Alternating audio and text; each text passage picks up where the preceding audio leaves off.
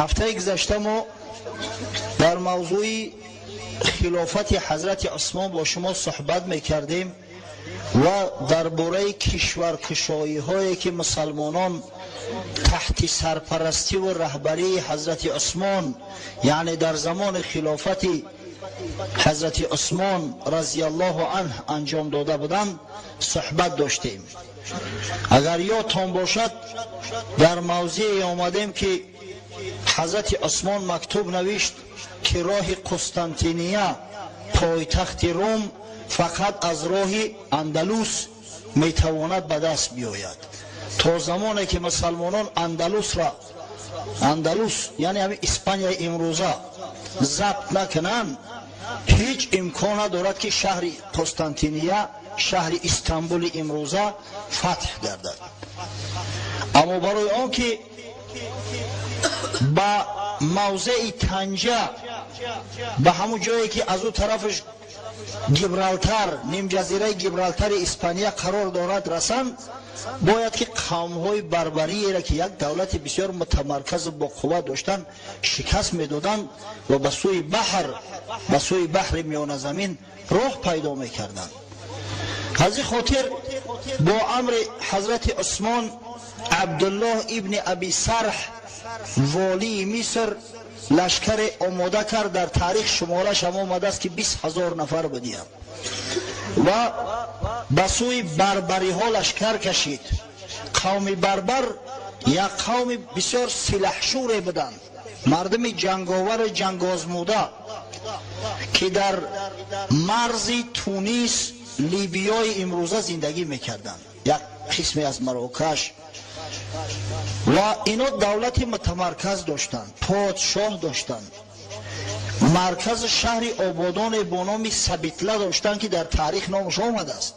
کسی از تاریخ با خبر است میداند و یک گذشته بسیار با شرف از سر گذرانیده بودند، زیرا در اون مرز سرزمین یک زمان یک دولت با نام دولت کرفگن تأسیس داده شده بود که رقیب سرسخت‌ترین روم حساب میخورد. در همون زمانهایی که حال روم دو تقسیم نشده بود، بر روم غربی و روم شرقی تقسیم نشده بود، دولت کرفگن یگانه دولتی بود که در مقابلش استودگری میکرد. حتی گفتیم که یکی از سرلشکرهای کرفگن شهر ریم احاطه کرد، پایتخت روم چندین مدت احاطهش کرد، محاصرهش کرد و عاقبت الامر همون سپر خچه به صفت یک رمز غلبه در دروازه روم کوفت و باز قفا گشت اومد. بعدا وقتی که رومی ها عاقبت کرفگین ضبط کردند و گرفتند، حتی سیناتورهای روم امر کردند که شهر به خاک یکسان کنه، در شهر جو کارید که دیگه آبادان نشود. اما مردم بربر با شهرهای دیگری داشتن، شهرهای دیگری ساخته بودن و از اما اولادای گنیبال شخصی را پادشاه تعیین کرده بودن با نام گریگور. در مأخذهای عربی با نام جریجور اومده است، از بس که در زبان عربی اصلا حرف گ نیست. جریجور. مسلمان ها در مقابل قشون همین گریگور لشکر بستند. مدت چندین ماه مبارزه دوام یافت اما به هیچ موفقیت دستیاب نگشتند. عادتا تا پیشین جنگ میکردند. وقتی پیشین که میشد، وقتی طعام نصف روزی است، وقتی نماز است، باز میگشتند، هر کس به مکان و موضع خودش استراحت میکردند تا روز دیگر. تصور کنید نیم روز جنگ میکردند. وقتی که بسیار جنگ طولانی شد، حضرت عثمان عبدالله ابن زبیر رضی الله عنهما، صحابی پیغمبر، پسر صحابی پیغمبر، پسر زبیر ابن عوامه، با چند هزار لشکر دیگر به کمک فرستاد. واقعا لشکر بربری ها خیلی زیاد بود، از 100,000 شمارش بیشتر بود است. عبدالله ابن زبیر اومد، لشکر مسلمان ها را دید، معاینه کرد که چی نوع جنگ میکنن.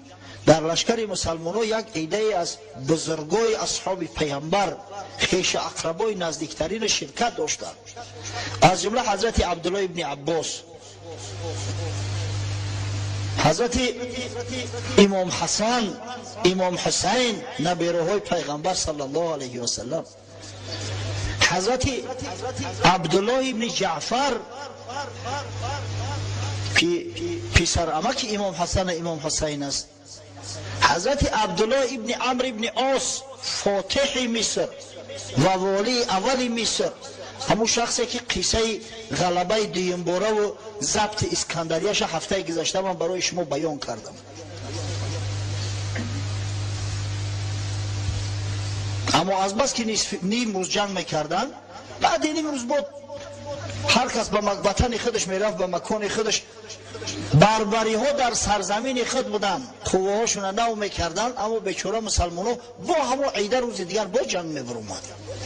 عبدالله ابن زبیر اگر چند جوان بود، اما خداوند یک استعداد بزرگی لشکرکشی براش داده بود. اندک پیشتر میدویم، زیرا که اصلا در پروگرام خب موعظه ما دوره و زمان خلافت حضرت عبدالله ابن زبیر که نمیدروید، اندک پیشتر میدویم که عاقبت الامر عبدالله ابن زبیر در همون زمانهای یزید خود را خلیفه اعلان کرد، مدت 9 سال در حجاز دولت داشت، صاحب دولت بود، خلیفه بود و این شخص بسیار پهلوان هم بود، بسیار جسور بود و بسیار محب بود. در کتابای احادیث اومده است، از جمله امام بیهقی در دلایل نبوت خود روایت میکند بار رسول الله صلی الله علیه و سلم حجامت کرد، از رگش خون گرفتن و عبدالله ابن زبیر پسر بچه بود. همون قدحی را که در اون خون گرفته بودن ظرف در دست عبدالله ابن زبیر داد، گفت بر یگونجا زیر خاکش کن، در یگونجا بریزش. عبدالله ابن زبیر از در بیرون شده نوشیدش. حضرت دعوتش کرد، دید لب و دهنش در خون، گم چیکار کردی؟ گفت یا رسول الله دیلم نشید که خونی پاکی تر بریزم در زمین بخورش، بهترش من خودم بخورمش. حضرت لب و دهنش تازه کرد، او با گفت در زمان زندگی میکنی که خونی زیاد ریخته میشوه، خونی خود هم میریزه. حضرت عبدالله ابن زبیر شهید شد اخیر الامر. این ما اندک پیشتر رفتیم اگر باز قفا میگندیم سر این موضوع خدمات. از بس که خداوند استعدادی لشکرکشی براش داده بود، معاینه کرده نزد عبدالله ابن ابی سرح آمد، گفت با این طریق اگر ما جنگ کنیم سالیان دراز جنگ ما طول میکشد. بیا گفت لشکر را به 2 حصه تقسیم میکنیم، یک حصهش تا پیشین بگذار جنگل، حصه دیمش بعدی پیشین. نصف روزی ما به بهوده رفته است. مردم مسلمان منتظر است که کی مجاهدای اسلام غلبه میکرده باشند. ما در اینجا خطی این مردم کشکش کرده شیشته. وقتی که عبدالله ابن ابی سرح همین مسئله را در نزد بزرگان مطرح کرد، در نزد اصحاب بزرگ پیغمبر، همه قبول کردند که گفتن واقعا گپ حقیقی را گفته است، پلان بهترین پیشنهاد کرده است. و خود عبدالله ابن ابی سرح هم قائل شد، گفت مادام که طراح تو هستی، نقشه‌کش تو هستی، سروری لشکرم در اختیاری تو دادم. حضرت عبدالله ابن زبیر قشون گرفت، به 2 حصه تقسیم کرد، به 2 حصه برابر. یک حصهش با دشمن تا پیشین جنگی، اگر چند از آن وقتی نماز پیشین هم شده بود امر کرد که ولی خارج نشوه تا خوب مانده شدن دشمن جنگ کنه. خوب جنگیدن، اندک از پیشین هم گذروندن. بعد وقتی که مسلمان ها خفا گشتن، بربری ها هم خفا گشتن، بسیار مانده شده بودن.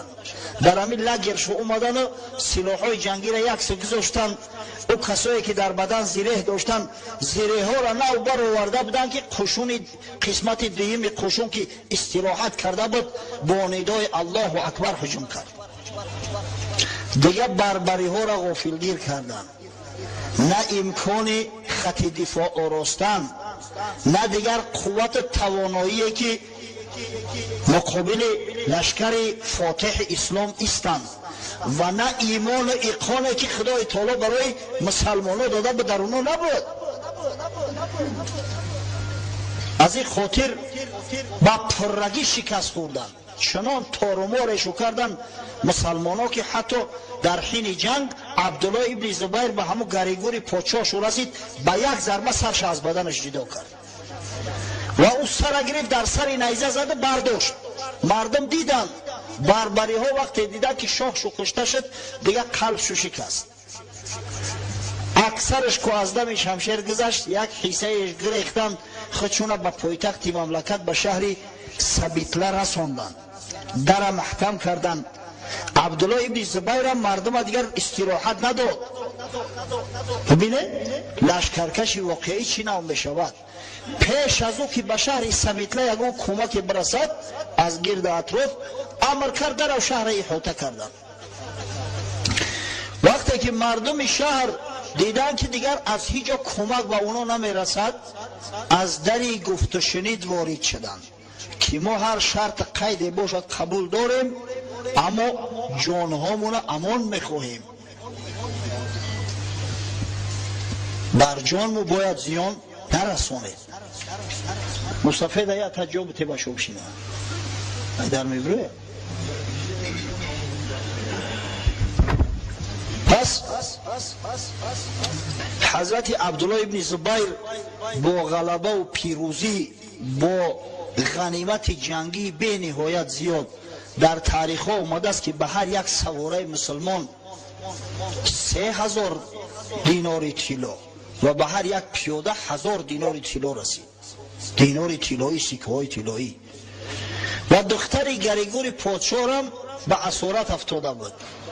عبدالله ابن زبیر با سر گریگور و با دختری به اسارت افتاده شد، با خمس پنجکی که از غنیمت برای بیت المال مسلمانان جدا می شود، فاتحانه به مدینه منوره آمد. بعدا حضرت عبدالله ابن ابی سرح قسمت های باقی مانده تونس ضبط کرد تا همون موضعی که با نام طنجه معروف است. یک تنگه است، یک جای تنگیه که تخمین مسافه 38 کیلومتر است. او طرفش قطعه اروپا می شود. از او طرف آب همون موضعی که امروز با نام گیبرالتر معروف است همونجا می شود. آخران قلعه که مسلمان ها ضبط کردن با نام عجم مشهور است و به همین شکل به بحر میانه زمین خارج شدند. همزمان یک چند ماه از این واقعه نگذشته بود که معاویه جزیره کیپر که در مأخذهای اسلامی با نام قبرس یاد می شود ضبط کرد. جزیره کیپر هم میدونه پایتخت شهری نیکازیه یا نیکاسیه. امروز همین جزیره در بحر میانه زمین است، بین دو دولت، بین ترکیه و سوریه. یک حصه مردمش، نیمی مردمش ترک های مسلمان تشکیل میکنن امروز، نیمی دیگرش یونانی ها. حالی کیپر به دو دولت جداگونه تقسیم است. نمیدونم مکنه او سری معاهده اومدن، حالی یک پرزیدنت انتخاب کردن، عاقبت کارشو چی میشود نمیدونم. گستی دائم بین مسلمان ها و بین نصرانی ها در همین عصر 20 همیشه جنگ جدال ها بود. از خاطر این جزیره کیپر چندین بار مناسبت های بین دولت ترکیه اسلامی و بین یونان قطع شده است. یکیش پشتی یونانی ها را میگرفت نصرانی ها را، دیگرش پشتی مسلمان ها را. همین جزیره قبرس تحت سرپرستی روم قرار داشت. یک زمین حاصل خیزی دارد. هر سال از برای دولت روم 7000 دینار طلا میداد. در بدل دولت روم حمایه و پشتیبانی همین جزیره و اهالی جزیره را به عهده گرفته بود. معاویه که امیر شام بود در زمان خلافت حضرت عمر چندین بار به حضرت مراجعت کرد که یا امیر المؤمنین اجازت ده من جزیره قبر اشغال کنم. جزیره کیپر جزیره و قدر مساحت کلان ندارد، 9000 والله اعلم 251 کیلومتر است، نه 1251 کیلومتر مربع، اما در یک موقع بسیار مهم استراتژی قرار دارد، در بین بحر است، گرد اطراف همه شهر و مملکت های آبادان. اما حضرت عمر اجازه نداد، گفت مسلمانان به قدر کافی لشکر بحری ندارند، کشتی ها نداریم و ما در جنگ بحری یگان تجربه نداریم، در صورتی که دولت روم دولت بزرگترین بحری زمان خودش بود. این جنگ بحری از جنگ خشکی فرق میکند، با شما خوب میدونه میره. در زمان هیتلر گرمانیا هیتلری تمام اروپا را ضبط کرد گرفت با استثنای انگلیا. چرا انگلیا را نگرفت؟ برای اون که انگلیا جزیره است، جزیره بریتانیای کبیر میگن و امکان نداشتن که نیمیس ها همین لمنش بگذرن. در جنگ حربی زورشو به انگلیس ها نمیرسید، در جنگ خشکی در همه جا تورمور میکنن انگلیس ها را، اما در جنگ حربی در جنگ کشتی ها زورشو به انگلیس ها نمیرسید.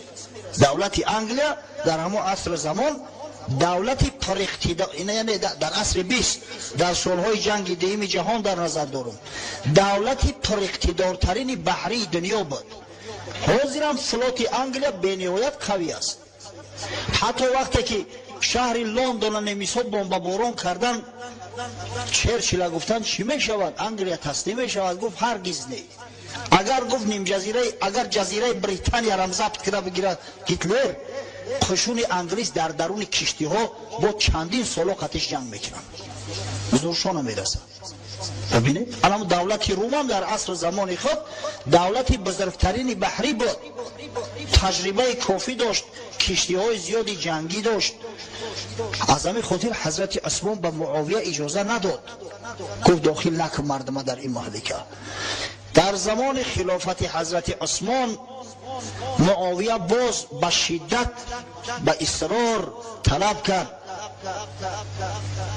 که اجازه ده یا امیرالمؤمنین تا اینکه جزیره کیپر ما ضبط کنیم.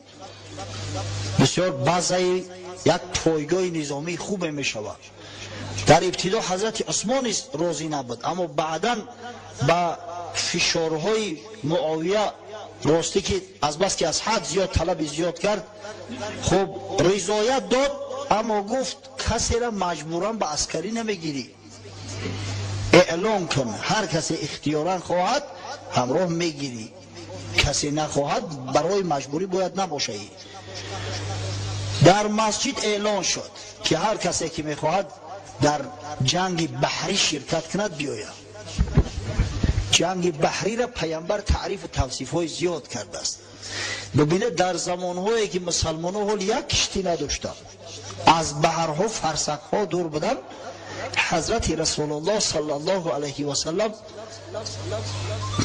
در باره غازی بحری وقتی که سوالش کردن گفت فضل الغازی البحر علی الغازی البر کفضل الغازی علی القاعد.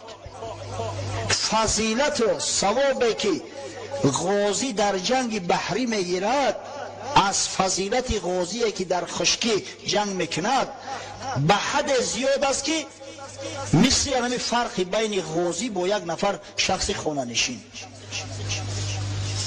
یعنی در بحر کسی جنگ میکند اجر ثوابی که از این جنگ حاصل میکند به مراتب از خشکی زیادتر است. حضرت باره در خانه خوله انس ابن مالک رضی الله عنه خواب در خانه ام حرام. این مادر انس ابن مالک ام سلیم و خالش ام حرام برای پیغمبر صلی الله علیه و سلم مثل مادر خوله بدن، مثل مادر خوله حقیقی. حضرت از خواب خیست تبسم کنان. ام حرام گفت پدر و مادرم فدات شوه یا رسول الله چرا میخندی؟ گفت یک عیده از غازی های مسلمان دیدم که بحر شکافته و در کشتی پیش می روند، ملکا را ضبط میکنند. ام حرام گفت یا رسول الله دعا کو که منم ایزم رای همونا باشه. زن ببینه غیرت حضرت در حقش دعا کرد و دعای پیامبر صلی الله علیه و سلم مستجاب شد. حرام زوجه عباده ابن صامت بود، صحابی پیغمبر. در همین با کیپر رفتن عباده ابن صامت هم اختیاراً در قشون شریک شد. همراهش ابوذر غفاری بود، از بزرگان از صحابه پیغمبر صلی الله علیه و سلم.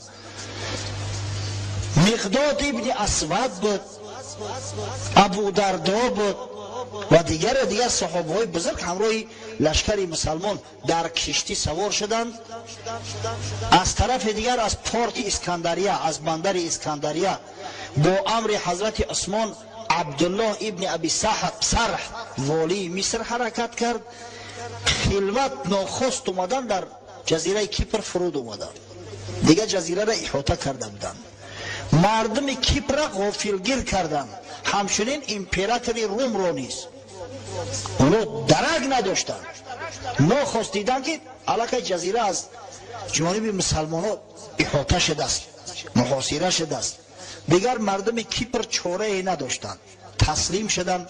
گفتند ما به جنگ تسلیم میشویم، قدرت جنگ کردن با شما را نداریم. و حضرت معاویه یک چند شرط های را در نفسش مطرح کرد که اگر همین شرط ها را قبول داشته باشه بسیار خوب، همین جزیره تو از خود تو، ما با شما کار نداریم، نه با مال تو نه با جان تو. شرط اول، هر سال اهالی جزیره با مسلمانان با مقداری اما 7000 دینار طلا باید که سیمه میدادند هر سال. با جوانمردی مسلمانان را ببینه. شرط دیگه‌اش آن بود که اگر همین مردم جزیره کیپر که نصرانی بدن، اگر بخواهند که به همه روم و ما 7000 را بتن، مرحمت ما معنی نمیکنیم، بگذار بتن. دیگر مسلمانان عهده‌داری و مسئولیت محافظت جزیره را به گردن نمیگیرند. همین جزیره میدونم کاری خودش، یعنی که اگر ما بود و یگان دشمن غیر با جزیره هجوم کرد، مسلمانان مسئول نیستند که پشت این جزیره خیزند با دیگران جنگند. ببینید چه شرط های مفید برای مسلمانان پیشنهاد شد. دیگر از شرط ها آن بود که اگر ما بود رومی ها قصد هجوم با ممالک اسلامی را کنند به مرز اسلام، اهالی جزیره مسئول و موظف بدن که خبر کنند مسلمان را از همین هجوم رومی ها، مسلمان را آگاه سازند. خب یکی دیگر از شرط ها این بود که مسلمان ها جزیره کیپر به حیث یک پایگاه نظامی هنگام لشکرکشی به دیگر ملک ممالک ها استفاده میبرند. ببینید نقشه چی است؟ چرا کیپر ضبط کردند؟ برای آنکه در جنگ های بعدینه برای ضبط قسطنطینیه یک پایگاه بسیار بزرگی حربی می شود، از همونجا لشکرکشی آسان‌تر می شود. و نهایت شرط آخران، یک گروه از مسلمانان در کیپر به خاطر خوب نمایندگی و چی بگیم به خاطر معاینه باید که سکونت میکردن، از احوال از کردار روم مسلمانان را با خبر میکردن و رهبرای جزیره هم موظف بودن که تمام معلوماتی را که در هر مورد داشتن نزد همین مسلمانان مطرح کنند. حضرت عباده ابن صامت همراه عائلش حرام به نمایندگی در کیپر ماند. حتی همون بزرگوارا رو ببینه که خبرشو در کیپر است تا به هنوز. اون مردم صالح، اون مردم جوانمرد تمام زمین خدا را زمین خود میدانستند. وصیت هم میکردن که مردم را در کشتی بار کنه به مدینه را ببره. در جزیره کیپر وفات کرد از حضرت همراه عائلش، در اونجا گورانده شده گیه. وقتی که جزیره کیپر ضبط شد از مسلمانان شد، همچی یک پایگاه نظامی و یک مرکز اطلاعاتی برای لشکر اسلام استفاده می شد، قیصر روم دیگر در دهشت افتاد، دید که وضعیت بسیار ناگوار و بد است. خاصتا وقتی شنید که حضرت عثمان دو سرکرده، دو عبدالله رو، یکیش عبدالله ابن نافع ابن ابی القیس و دیگرش عبدالله ابن نافع ابن حسین به سوی اندلس فرستاده است. دیگر جای ششتنش نمیافت کنستانتین امپراتوری روم.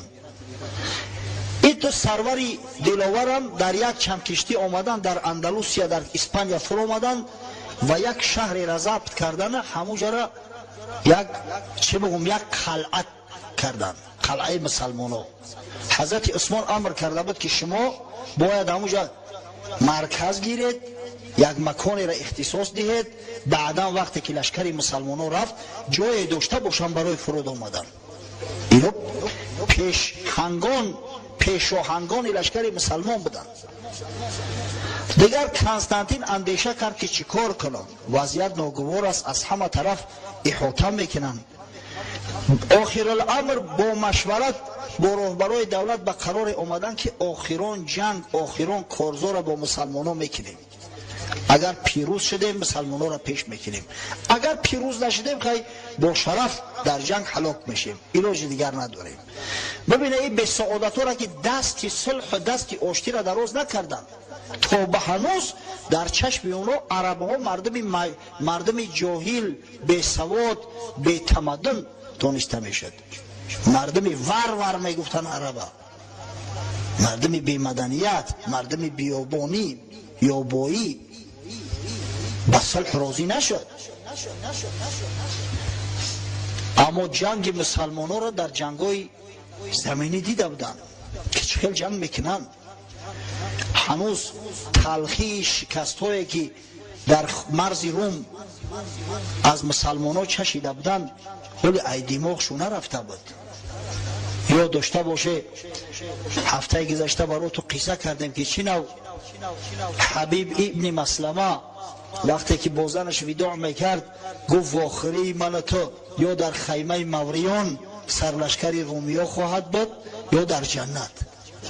و این جنگاور دلاور آخر الامر موریان قتل کرد، لشکری روم خیلی گریزون، 50-60 کیلومتر گریزون. وقتی که قفا گشت آمد دید که اویلش در خیمه موریان منتظرش ایستاده است. گفت همون میعادگاه هست اینجا، به همون میعادگاه برگشتم آمدم. و نیز برای شما قصه کردم که چی نو حضرت عمرو ابن عاص بار دوم اسکندریه را فتح کرد. در هنگام جنگ ایمانوئیل سرلشکر نامدار روم کشت و چی نو لشکر رومی ها را پره تارمار ساخت و دیوار اسکندریه را به خاک یکسان کرد. و در همون موضعی که غلبه به دست آورده بودند یک مسجد تأسیس داد که تا به حال با نام مسجد رحمه معلوم و مشهور است. هر کسی به مصر بروه میبینش. مثلا نمی شخصایی که به سیاحت بیروان به مصر در اوجا نماز بخونن الحمدلله. از این خاطر این تلخی مغلوبیت تا هنوز از دماغشون نرفته بود. اونا تکیه را به قوه‌های بحری کردن که در بحر مسلمان‌ها را شکست میدهیم. وقتی که پیروزی و غلبه به دست آوردیم دل مردم گرم می شود. بعدا وقتی که به لشکر طلب شو کردیم با رغبت با شوق بیشتر میآینده در قشون وارد میگردند. از همین خاطر اعلان کرد، اعلان جنگ. قشون زیاد جمع آورد در 500 کشتی حربی نشان. 500 کشتی تصور کنید، در حال حاضر در دهشت می‌غلطیم 500 کشتی را جمع آوری شد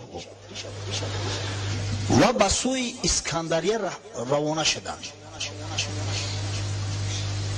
قبطی های مصر از نقشه قیصر روم که با خبر شدند در حال به عبدالله ابن ابی سرح والی مصر مکتوب فرستادند که قیصر روم با قوه زیاد هجوم میکند. عبدالله ابن ابی سرح هم امر کرد تمام کشتی ها را جمع آوری کردن. 200 دانه کشتی بود است. 200 دانه کشتی که اکثریتش از اون مردم مصر بود، از قبطی های مصر گرفتن. بعضیش به اجاره حتی گرفتن و مسلمان ها سوار شدند و به مقابل دشمن حرکت کردند. این جنگ اولین بحری مسلمان ها با رومی ها است. با نام حرب ذات السواری در تاریخ مشهور است. در بین بحر نزدیک به همه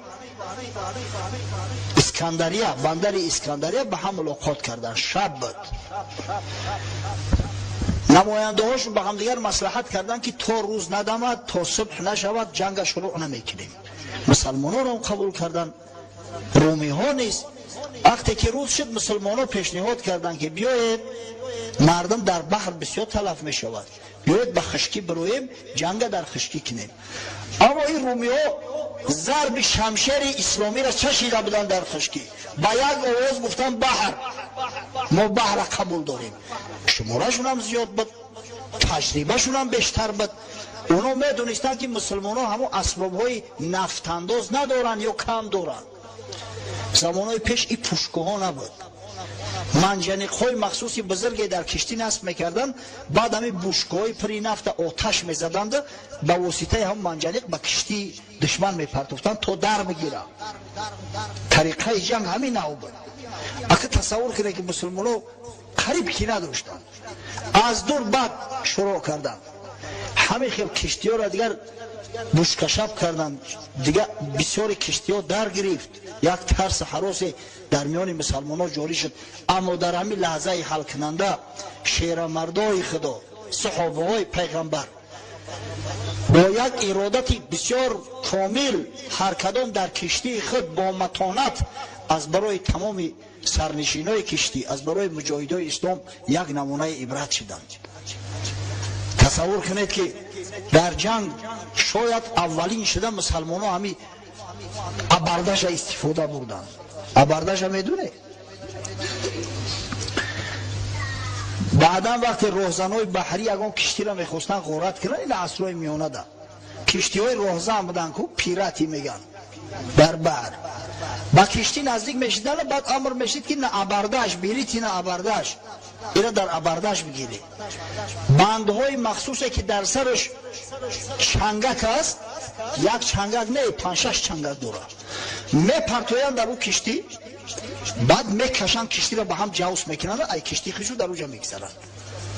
آن همین ابردش مسلمان ها استفاده بودن.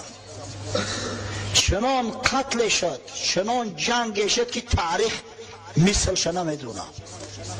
از بس که قلب ها مطمئن بود به خدا، از بس که آیت خدا، آیت قرآن زمزمه میکردن که خداوند براشو بشارت داده است: استعیذ بالله کم من فیعت قلیله غلبت فیعتا کثیرتا باذن الله والله مع الصابرین. خداوند میگه چی بسا میشود، چه حالتهای زیاد میشود که لشکری کم با اذن اجازه پروردگار بر لشکر زیاد غالب می آید. خداوند همراه صابرا است.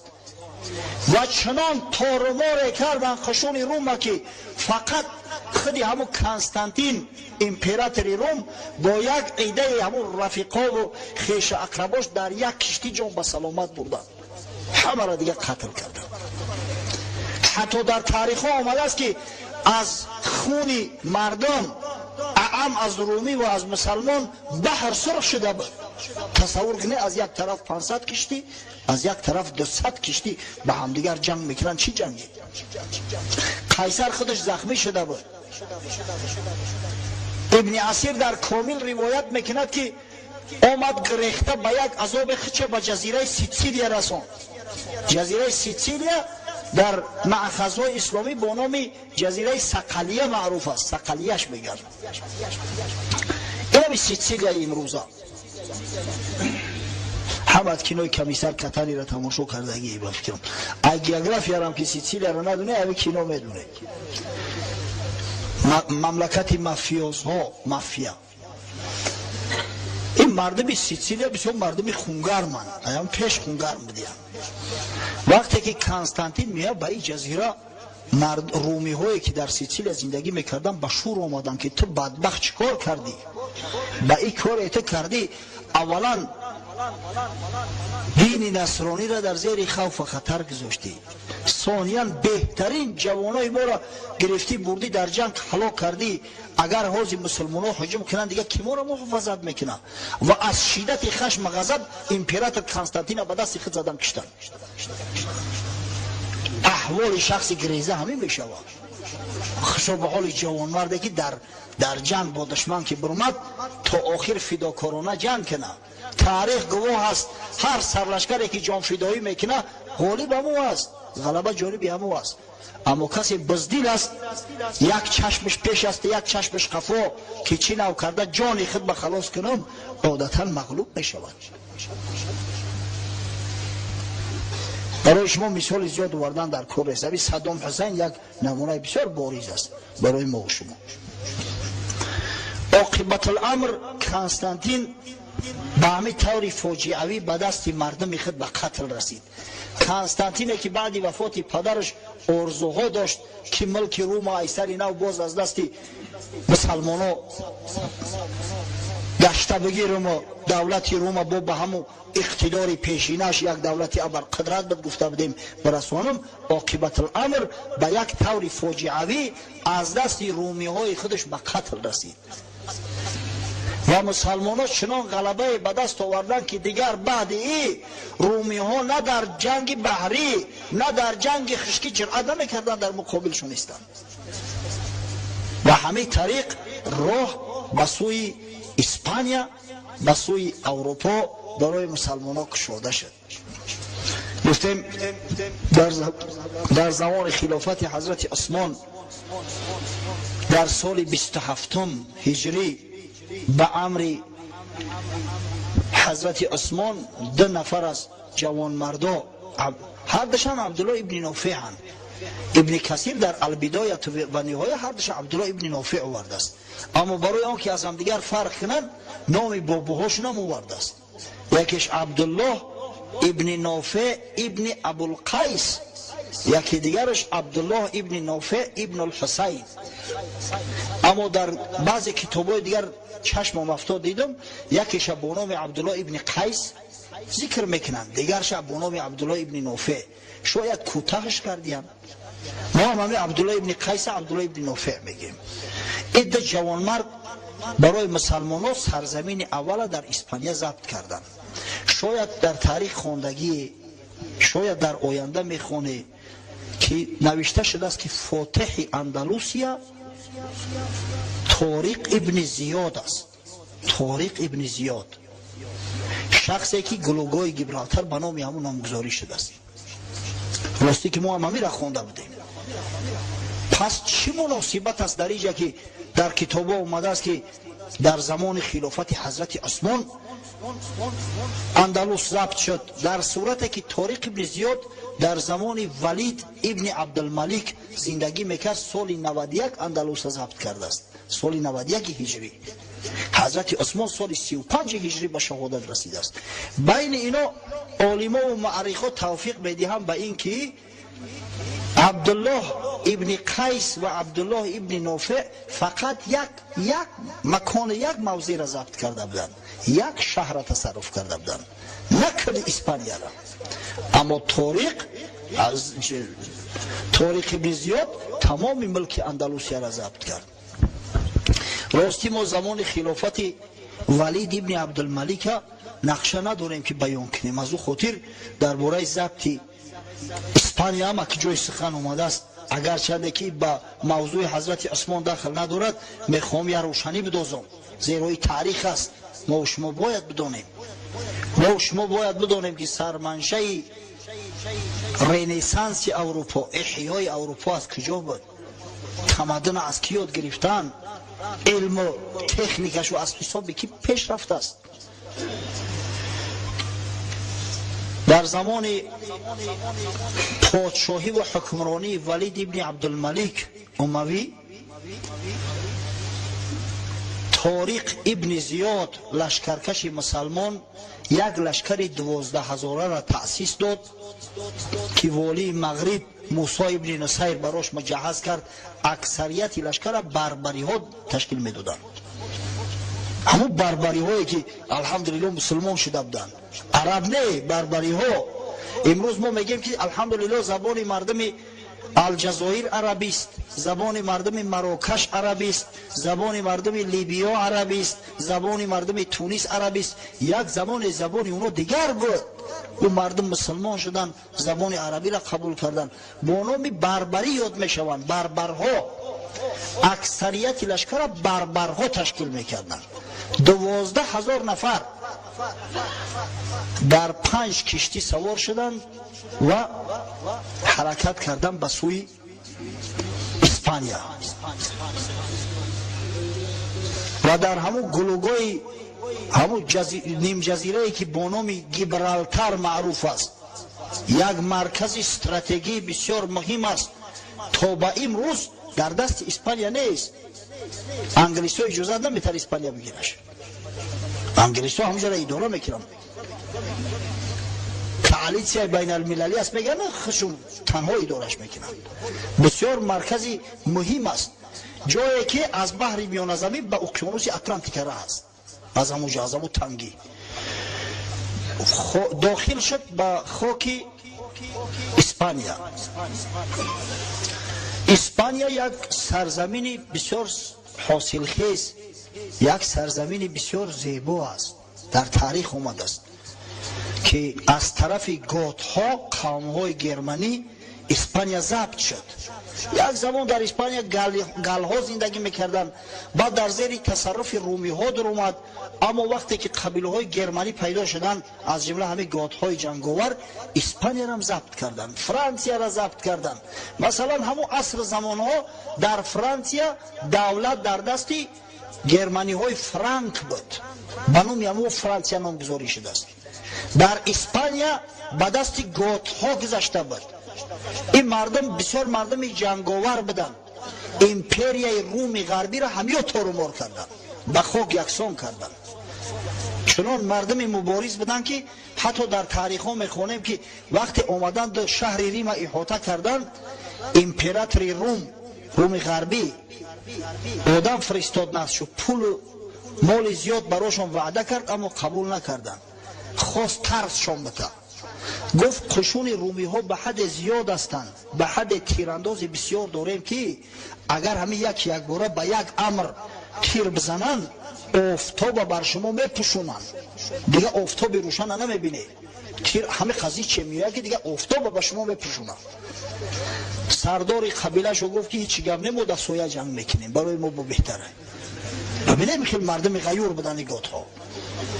در اسپانیا شاه فریدریخ گوت حکمرانی میکرد، سردار این همه قبیله مبارز جنگاور. اول یک وقت شنید که 12,000 عرب در 5 کشتی آمده است، هیچی پیسه نکرد.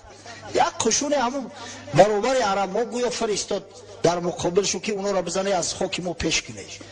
اما چنان شکست خوندن او قشون که فقط طارق ابن زیاد امر کرد 1 نفر از زنده مونه بفرسته شد، دیگه همش از دم شمشیر گذاشتن.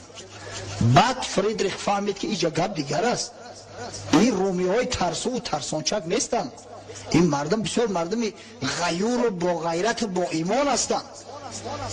در تاریخ آمده است که 100,000 قشون جمع کرد بر ضد 12,000 لشکر، با همهمه و دمدمه با پیشکی آدماش نزد مسلمان ها فرستاد، ترس داده که آمده ما که یگان تا دیگه زنده نمیمونه، به همین شخص میریم ملکای خودتون هم ضبط میکنیم میگیریم.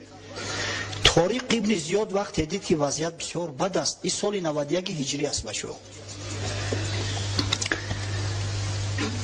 5 کشتی را امر کرد آتش بزنه، کشتی ها را سوزاندن. وقتی لشکری ها دیدن دیگه در دهشت غلطیدن، گفتن تو چی کار میکنی یا طارق؟ آخی یگانه وسیله رابطه ما با مملکت مون همه کشتی ها بدن، تو گرفتی وسیله ها را همه را قطع کردی، چه ما دیگه با وطن ما میگردیم؟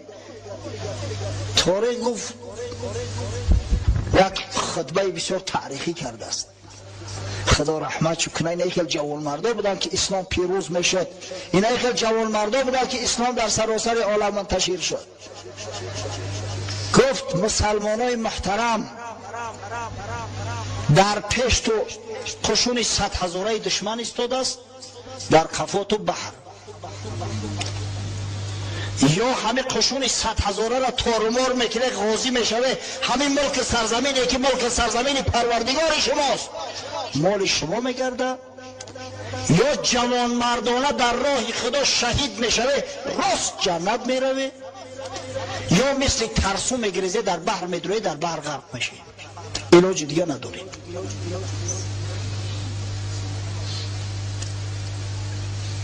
یک افتخار بسیار بزرگ داره ما مسلمانان که همه سرلشکرها در تاریخ ما گذشته است. حضرت علامه اقبال لاهوری والله اعلم سال 30 یا سال 31 سال 1930 در یکی از کنفرانس های دولت های اسلامی اشتراک کرده است. سخنرانیش با زبان انگلیسی بوده است و وقتی که سخنرانیش خلاص میکند به یک پارچه شعر به زبان فارسی میخواند و ترجمان برای مردم ترجمه میکند. اونجا از مملکت های زیاد اسلامی مردم نماینده های شرکت داشتند. حضرت میگه طارق چو بر کناره اندلس سفینه ساخت، گفتند کاری تو زینگاه خیرت خطاست. دوریم از سواد وطن باز چون رسیم، ترکی سبب زی روی شریعت کجا رواست. وقتی طارق ابن زیاد میگه کشتی ها را سوزان مردم دیوانه شدند که تو چرا این کار کردی؟ ای نظر شریعت همی کاری تو نادرست است. خندید دست خیش به شمشیر برد و گفت هر ملک ملک ماست که ملک خدای ماست. نگفت که مردم خشتون را سر تو بگیره، نامرد باش و زنده باش یا بلا کنیم خودمون را با وطن رو برسونیم. نه، گفت همین ملک خدای ماست پس ملک ماست، چاره نداریم. و همین قشون 12,000 نفره چنان با صمیمیت، با جدیت، با غیرت و حمیت بر ضد قشون 100,000 گوتها که تمام یوروپا را به لرزه آورده بودند، جنگی که در جنگ اول در همون روز اول مغلوب شو کرد و در جنگ فریدریخ همون پادشاه نامدار شو به قتل رسید. این فریدریخ پسر امکای کارل کبیر بود است. کارل کبیر کسایی که در مکتب تاریخ بیانه خودیان میدونند، پادشاه نامدار فرانک ها، شخصی که دولت فرانسیا را باری اول اساس گذاری کرده است. غلبه را ببینه، پیروزی را ببینه و یک شهرهای اسپانیا، مملکت ها و کشورهای اسپانیا را مسلمان ها ضبط کردن گرفتن. اسپانیا عبارت از چندین مراکز یا دولت های جدا جدا بود. تا به حال همون ناماشو در تاریخ اسپانیا هست، اکثریت رو میدونه. بله شیکو با کماندوهای فوتبالش میدونندش، سیاحت در نتیجه سیاحت شو، شخصایی که از علم برخوردار هستند، از علم جغرافیا خاصتا از همون علم برداشتگیشون. مثلا در اسپانیا در همون زمان مرزهای آباد و کشورهای آباد یک چند تا بودن. یکی با نام سویلیا معروف است، همه بدونه بفکرون. سویلیا یک کمانده فوتبال هم است بفکرون. سویلیا در تاریخ های اسلامی با نام اشبیلیا معروف است. یکی با نام کاستیلیا، قشتالش می نویسن عرب ها. یکی با نام گرانادا یا گرینادا که در تاریخ های اسلامی با نام غرناطه آمده است. یکی با نام اراگون در تاریخ با نام آراگون آمده است. یکی با نام کردوبا، روسو کردوبا میگن، که در کتاب های ما با نام قرطبه آمده است و علما و مفسرای بزرگی داریم، مثلا امام قرطبی صاحب تفسیر معروفی احکام القرآن که زاده همون سرزمین است، تربیه یافته همون سرزمین است. و همین ملک ها یک به دست مسلمان ها غلطیدن و مسلمان ها در این سرزمین دولت جور کردن، تمدن را طرحریزی کردن که عاقبت الامر تمام تمدن اروپا، رنسانسی که اروپایی امروز اینقدر افتخار میکنن سرچشمه از همین مملکت گرفت، سرچشمه از مسلمان ها گرفت. حقیقتا چی شرف افتخاره که باری اول مسلمان ها در اروپا مکتبای عالی تأسیس دادیان.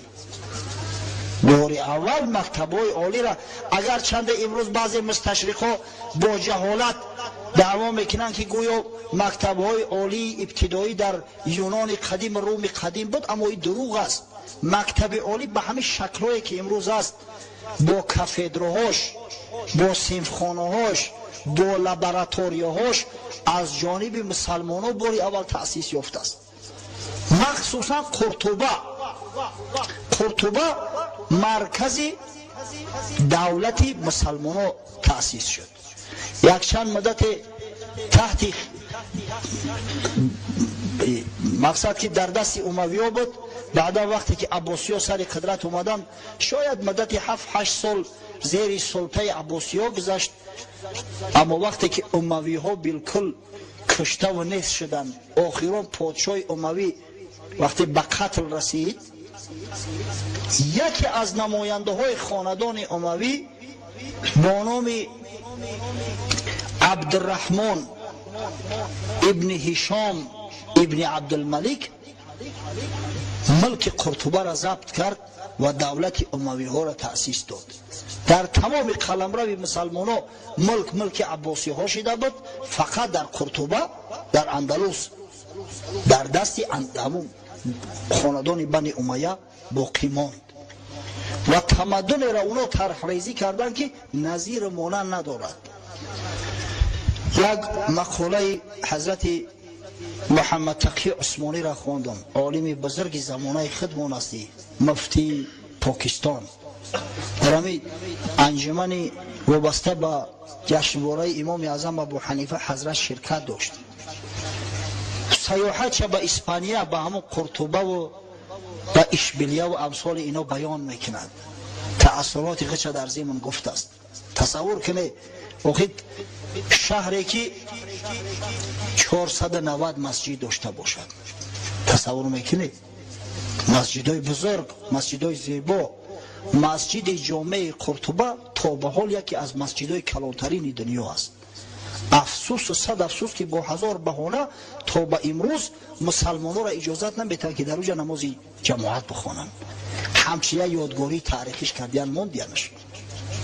مسجد والله اعلم 1417 ستون دارد. اگه تصور کنه که چقدر کلان است. تا به حال یکی از مسجدهای کلانترین دنیا حساب میخوره. چنین مسجدی را طرح ریزی کرده بودند. شهری که مردم با کتابخانه هاش افتخار میکرد، با مال ثروتش نه. محمد تقی عثمانی قصه میکند که از همون کتاب های پیشینه برای یک شخص یک کتاب لازم به دست، بسیار کتاب فقهی مهم نادر، خودش از اشبیلیه به دست، از سویلیا سراغ کرده میآید شهر قرطبه. در جایی که با مزایده کتاب میفروختیان، همونجا ناخواست همون کتاب هم میبینه، کتاب لازمه شه. مزایده را میدونه نه، اکسیون که زیادتر میفروشه، که زیادتر پول مقصد پیشنهاد میکنه. در مزایده میآید وقتی که کتاب هم میبینه یک نرخش میکنه که من به فلان نرخ بخرم، یک آدم دیگه در پهلوش ایستادگی یا مسلمان دیگه او همه زیاد کردن میگیره. کار ای حد میگذره، اخیر الامر نرخ به درجه میاره که این بیچاره فکر میکنه که خونه و درمم که بفروشم زورم نمیرسه. بعد طرف اون شیخ میگه یا شیخ شو به حال دی قدر کتاب دوستدار بوده، این تو خیلی عالمی کلونی، اگر این برای تو همین کتاب بسیار مهم باشه خیلی من بس کنم آخی دیگه سودا نکنم. گفت برادر من نه فقیه هم نه علم دارم، فقط یک کتاب خانه دارم. همون کتاب خانه دا دیدم که در رف یک جوحک بر از میری همین کتاب خولی هست، همین را خواستم که برام بمونه باشه. یعنی با کتاباشو ببینه، با کتاب خانهاشو افتخار میکنن مردکو، تو همین حد علم و دانش پیش رفته بود. قاضی ابن رشد یک عالم بسیار بزرگ، فقیه، فیلسوف، بسیار شخص معروف است، با قاضی اشبیلیه ابوبکر در یک محفل بحث شو میشه و هر کدوم شهری چه تعریف میکنه. بعد قاضی اشبیلیه شروع میکنه که ما فلان خیل بنا داریم، فلان خیل مثلا یادگاری ها داریم. ابن رشد میگه که برادر حال این سخنات تی اسمان من هم یک گپ میگم، اگر قبول کردی دیگه حجت به بحث و مباحثه نمیمونه، لیکن اگر قبول نکردی توکلت به خدا. همین یک چیز گفت تمام مردم اندلوسیا میدونن. اگر بالفرض در اشبیلیه یگان عالم مرد کتاباش هم میارن در قرطبه میفروشن. در اشبیلیه او دیگه کتابخوار نیست، کتابا رو آورده در قرطبه میفروشن که درخش زیادتره. اما اگر در قرطبه یگان حافظ سراینده بمره اسبابای موسیقیش هم میگیرن میبرن در اشبیلیه میفروشن. برای در قرطبه به کسی لازم نیست. سه چیز مایه افتخار مردم قرطبه بود. شهری که مسلمان ها الحمدلله مدت 534 سال در اوج حاکمیت داشتن و دولت میراندن و مردم عالم خاصتا اروپایی را تعلیم تدریس میکردن. سه چیز: اول شرف و عزت، حمیت اسلامی. ثانیاً علم دانش. سوماً در لشکر اسلامی به حیث مجاهد شرکت کردن، همچه عسکر در لشکر اسلامی شرکت کردن. ببینید این چی افتخار است. راستی یک قصه شنیدم، در کتابو ندیدم، شنیدم این قصه را، اما بسیار شنویدنی باب است که در همه قرطبه وقتی که میخواستند قرطبه را ضبط کنن شاههای اسپانی با کمک دیگر دولت ها هر قدر کوشش کردن نتونستن شهر را گرفته. از همین خاطر جاسوساشون وارد کردن که کو ببینه این مردم چه خلق هستن که با قوه 10 چندان میایم مغلوب شو کردن نمیتونیم. یکی از جاسوسا وارد میگردد، ببینه یک جوان گریسته است. من میپرسش که سبب گریه چی است؟ میگه در نشان تیرم در نشان رسونده نتونستم، تیرم در نشان نرسید.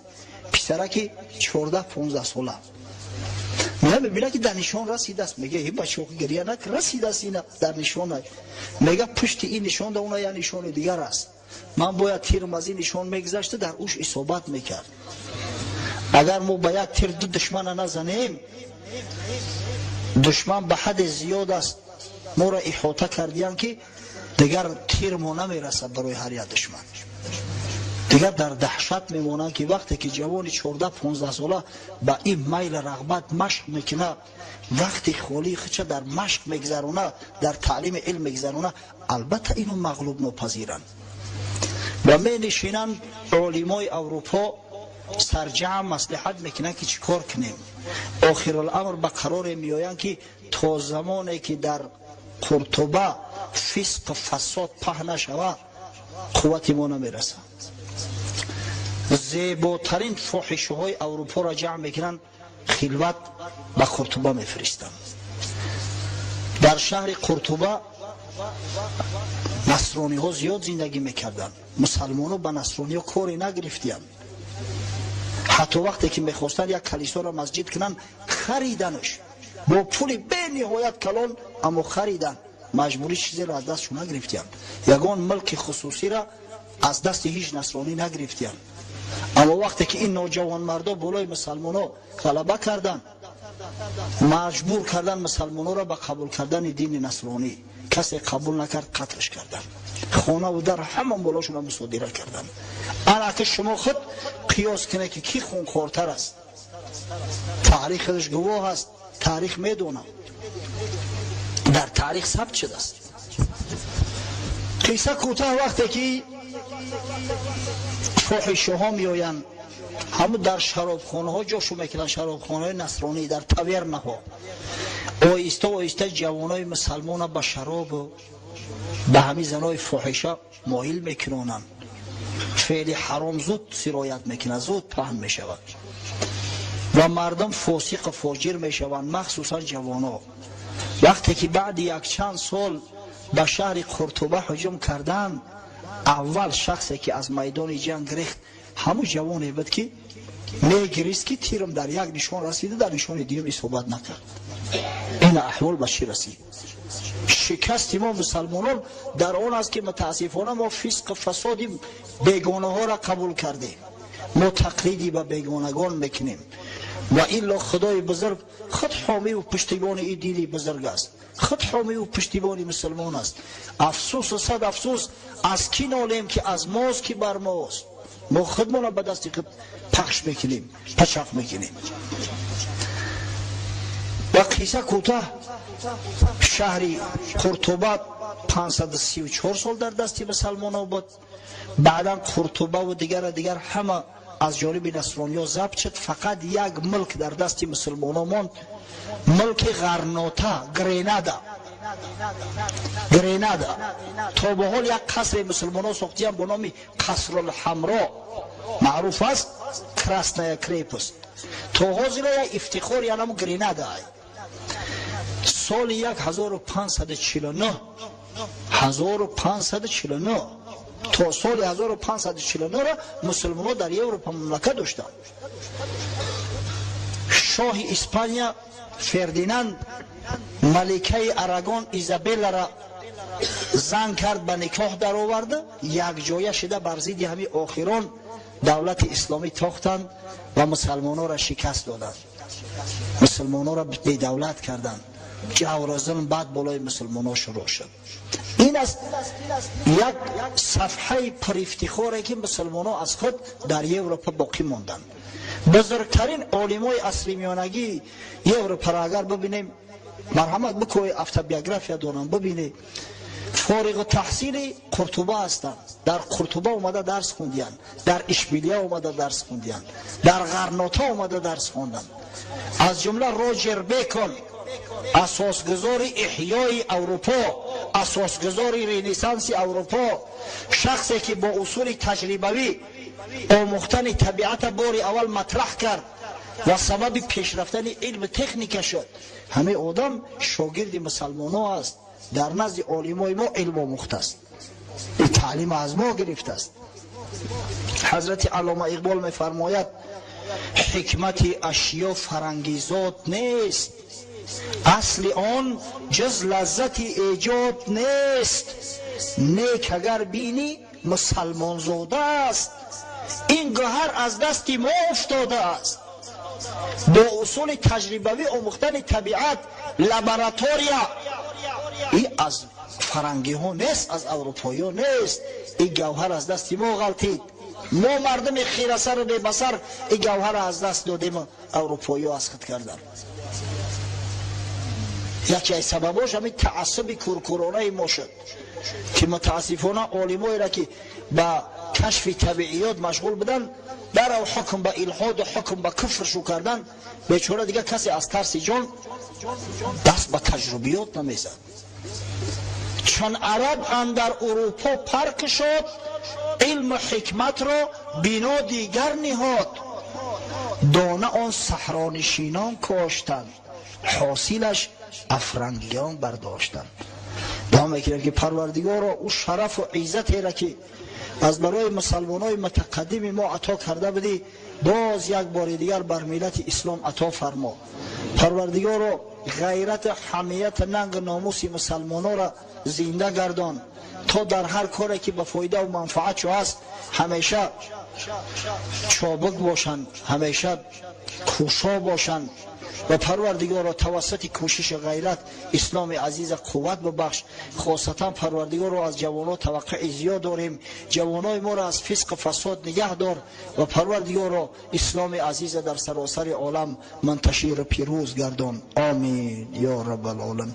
ان شاء الله باقی مانده صحبت با هفته آینده.